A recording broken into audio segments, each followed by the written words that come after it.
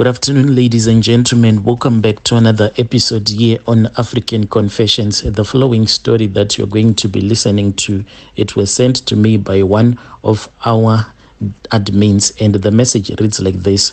Morning, Brother Nash, how are you? Here is my experience that I had with a fake pastor.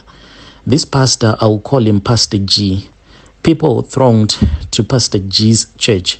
He was said to perform a lot of miracles that had never been seen before. His fame spread wild and all over the country. He even had international clients flying in from all over the world, wanting to witness his so-called power. He also had some loyal congregants who will die defending his honor. There was one miracle that my ears got wind of, and I decided to visit the church for myself so as to witness what was this hype all about. Pastor G had done well for himself. He owned the latest fleet of cars and had mansions in the most expensive suburbs in our town. His kids went to the best of the private schools. He openly gloated in church that he had been blessed and that being a pastor was a calling. His wife was very, very beautiful, and she had glossy and dewy skin. She had the most captivating eyes that I had ever seen. The day of the service arrived, and I went and I attended this church service. Wow, this church, it was really great. There was so much show off that I had never seen in a Pentecostal church before. Even the instruments from the praise and worship team had been sourced from the original suppliers. Pastor G had paid this using money from his own pockets. It isn't that he did not live off people. He didn't care if you paid your tithing in time or not. He was the one that sponsored the church financially. But why go to the extra length to fund the church from his own pocket? Was there a catch there? I attended the service and it was okay. For the first time attendee, the visitors who had visited the church for the first time were asked to stay behind after the service had ended. Well, it would not hurt to stay behind and hear what Pastor G wanted to say. We stayed behind, and Pastor G and his wife came and personally thanked us for gracing us with our presence at the church. And if it was no trouble, he would like us to visit us again if so we wished. We were given branded church bracelets as souvenirs. We left our phone numbers at the reception and totally forgot about it and I went on with my daily life after this church service. Then I started having weird dreams that I could not explain to anyone, as I would be deemed crazy. One day I had this dream of a huge snake, and this snake, when I saw it in my dreams, it had coiled itself around me. Maybe it's the cold weather that was making me to have this kind of dreams. Maybe I was just imagining things that are not there. But the dream kept on reoccurring and I got so worried sick. I then decided to give Pastor G a visit since he was renowned for his miracles, the miracles that he performed. I decided that since it was the day of the midweek service, I'll just attend and he would lay his hands on me. As fate would have it, it rained heavily as I was on my way, and every time the rain poured, the traffic jam at night, it was just a nightmare. It seemed as if when the rain poured, the drivers completely forgot about the rules. Everyone wanted to get home fast and soon. So that was when there was an accident. It was just a mess. I arrived at the church and the service had ended ages ago, and the compound at the church was deserted with no one in sight. It seemed as if the congregants had already left. I started to say, damn this traffic congestion. Now I can't have one-on-one with the man of God. He was supposed to pray for me tonight. This must have been the work of the devil. I kept on cursing the devil as I was looking around. I then saw that the church doors were opened. When I saw that the church doors were opened, that was when I drove into the church compound And since the church doors were opened, and I just said, since I am at church, let me just go inside, because at church I don't think that there can be one who can stop you from going inside the church building so that you can pray. I went inside to do a prayer, then I wanted to go back home. It did not make sense to be at the church and not to go inside. I entered the church, and it was there that I got the shock of my life. There were 3 people in the church. All of these 3 people, they were talking in hushed voices. They were whispering to each other.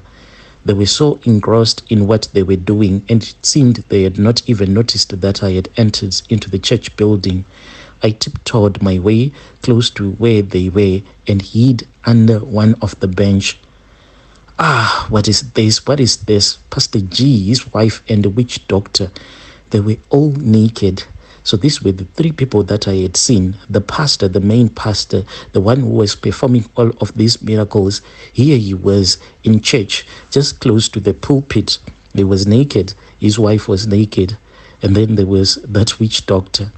They had no clothes, like really naked. What on earth was this? Were these people practicing witchcraft and sorcery? If they were doing in this church, were they Christians? I didn't understand. Were they Christians by the day and traditionalists at night? Pastor G's wife had a snake. This snake, it kept on moving around, coiled around her waist as if it was a belt, while Pastor G was actually sitting on a hyena, and the 3 of them were in a trance, making enchantment and sprinkling some things in and around the pulpit. So this pulpit, it was his altar, the covenant that he had done with the devil.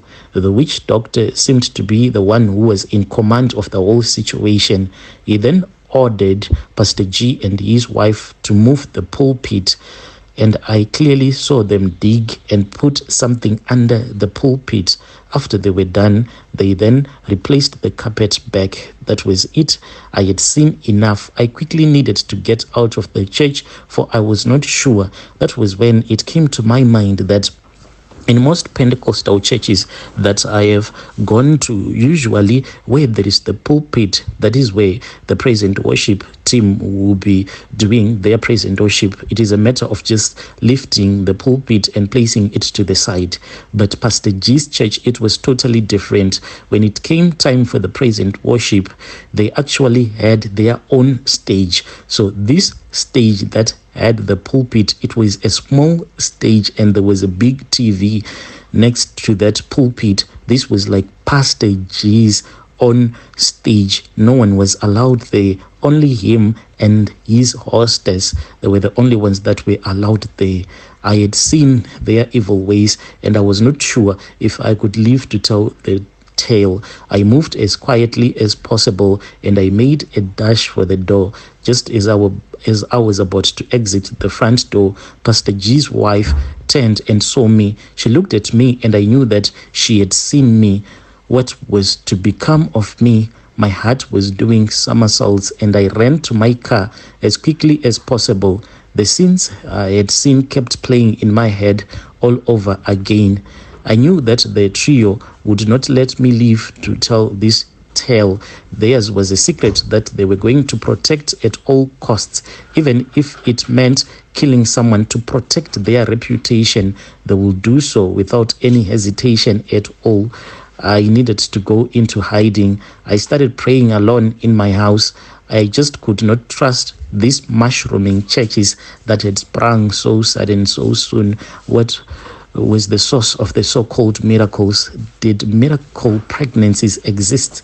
If so, how? Scientifically, a woman should carry a baby for 9 good months, but these things that are happening right now, even the Lord Almighty who had created that way, was it not the seed from fallen angels, these miracles that were being performed by Pastor G? Because some women, they were miraculously falling pregnant, and then they were giving birth to kids that had no biological fathers. The next 3 months after I had witnessed Pastor G, his wife, and the witch doctor in a trance doing what they only know in the church, I had made a decision that I would never set foot again in that church.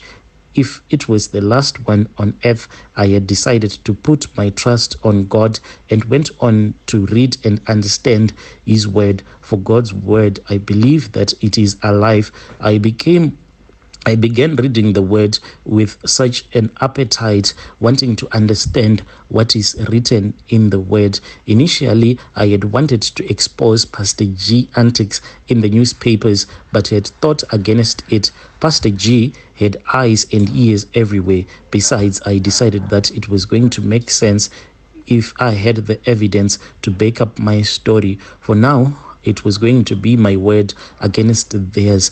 But these pastors, believe you me, Brother Nashi, these pastors, they have financial muscle. Even if they want to sue you, like right now, if I tell you his real name, the moment that you mention this pastor's name, I am sure that his bulldogs, like I had some people saying that he has these bulldogs in form of lawyers, they will come after you and they will make sure that by the time that they are done with you, you will even stop doing this YouTube stuff. This is how much powerful these pastors are. They are quite dangerous. There was even this other girl who claimed that Pastor G had abused her sexually. She claimed that this pastor had violated her several times. She had reported to the police, but the police were also on Pastor G's payroll. After the girl had told her story several times, there were even girls that came in that church. It was one scandal after the other. Yo, dear listeners, right there was a message that was sent to me by one of our admins. Quite scary. When our dear sister said that these pastors, they are lawyers and they call them bulldogs. And if you go against them, then they'll send their bulldogs, these lawyers. Strange things do happen in this world. Yo,